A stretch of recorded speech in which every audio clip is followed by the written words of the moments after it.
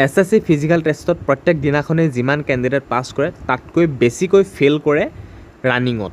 চাওক ৰানিঙত কিমান কেণ্ডিডেট ফেইল কৰিছে, 24 মিনিট 150, হয়তো 1 ছেকেণ্ডো নহয়, অকণমান মাইক্ৰ' ছেকেণ্ডত তেওঁ ফেইল কৰিব লগা হ'ল। এয়া দেখিছে 10 পাক সম্পূৰ্ণ কৰিলে সুকভিত, আৰু তেওঁ আছিলে OBC কাষ্টৰ, আৰু মাৰ্কো যথেষ্ট পাইছিলে, 90+ পাইছিলে, মানে 98 পাইছিলে তেওঁ মাৰ্ক। ফেইল কৰিলে আজি সুকভিত।